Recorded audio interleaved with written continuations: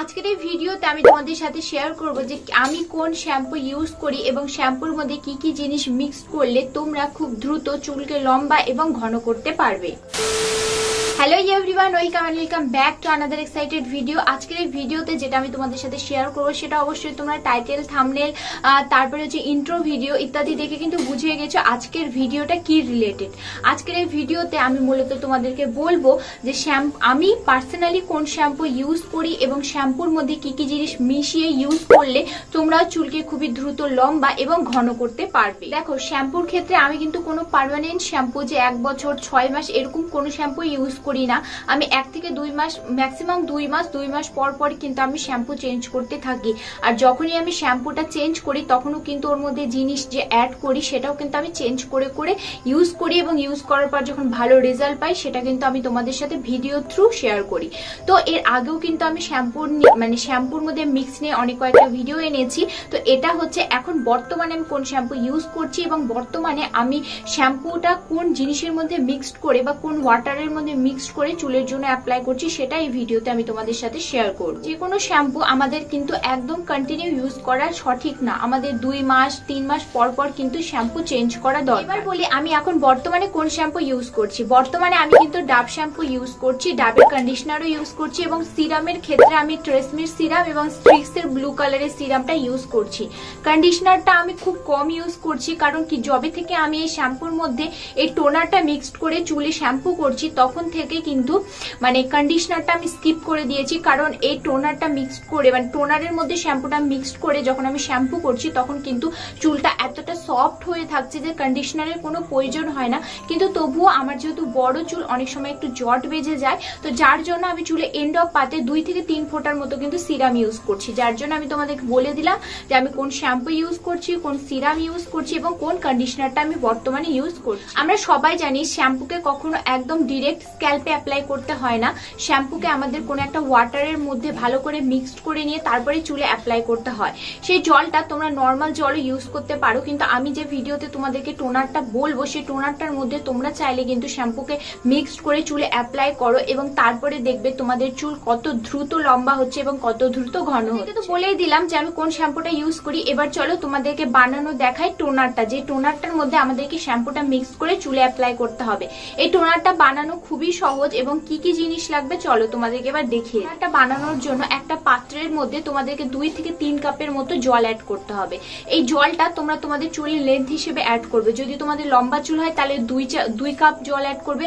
যদি তোমাদের short hair থাকে তাহলে তোমরা হাফ কাপের একটু বেশি জল অ্যাড করবে। আর যদি তোমাদের মিডিয়াম হেয়ার থাকে তাহলে তোমরা 1 কাপের মতো জল অ্যাড করবে।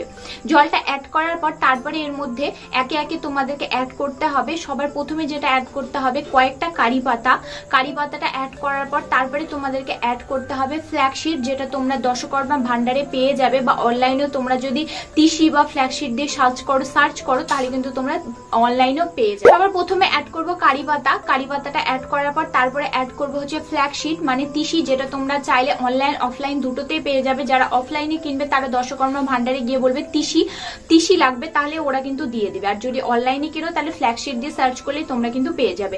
অনলাইন থেকে অফলাইনের দামটা কিন্তু অনেকটাই কম। তারপরে এর মধ্যে আমি অ্যাড করবো মেথি দানাটা অ্যাড করার পর তারপরে এর মধ্যে অ্যাড করবো হচ্ছে কালো জিরে।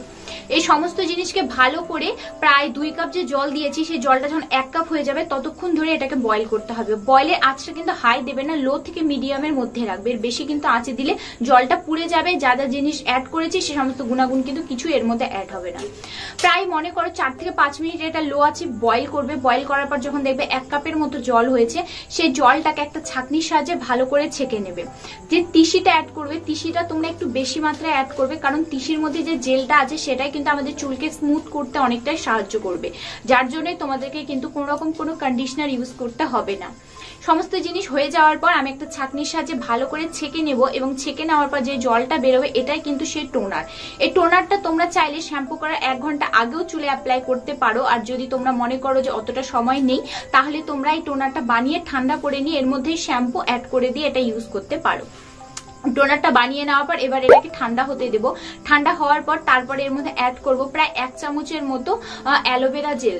এখানে মার্কেটে যে পাওয়া যায় অ্যালোভেরা জেলগুলো, সেই অ্যালোভেরা জেলটা নিয়েছি, তোমাদের কিন্তু সেই অ্যালোভেরা জেলই নিতে হবে।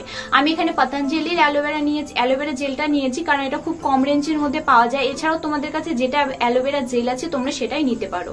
অ্যালোভেরা জেলটা অ্যাড করার পর আমি আমার চুলের লেন্থ হিসেবে প্রায় 3 থেকে 4টা ডাব শ্যাম্পুকে কেটে ওর মধ্যে দিয়ে দেবো।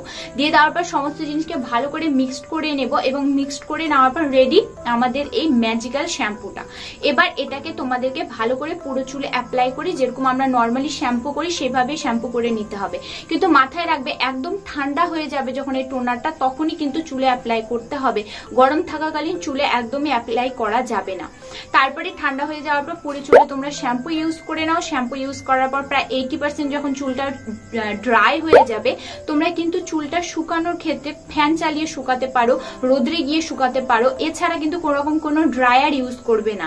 ড্রায়ার কিন্তু আমাদের চুলকে অনেকটা ড্যামেজ এবং ড্রাই করে। এমার্জেন্সি কিছু থাকে তাহলে তোমরা ড্রায়ার ইউজ করতে পারো, কিন্তু তোমাদেরকে আমি রিকোয়েস্ট করবো তোমরা ড্রায়ার বেশি ইউজ একদমই করবে না।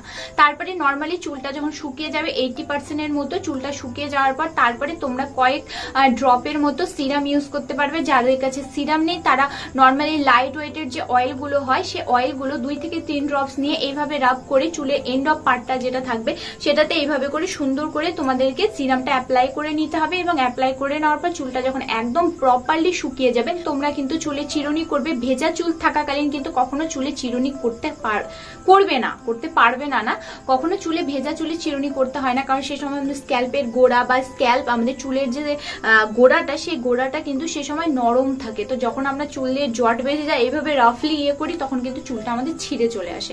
তো যার জন্য চুল যখন একদম প্রপারলি শুকিয়ে যাবে তখন কিন্তু তোমরা করবে চিরুনি, এবং চিরুনি করার পর চুলটা একদম সুন্দর হয়ে যাবে। তো ব্যাস আজকের মতো এইটুকুই, আবার দেখাবে নেক্সট ভিডিওতে। ততক্ষণ ভালো থাকুন, সুস্থ থাকুন। ভিডিওটি ভালো লাগলে অবশ্যই ভিডিওটি লাইক এবং চ্যানেলটি সাবস্ক্রাইব করতে ভুলবে না।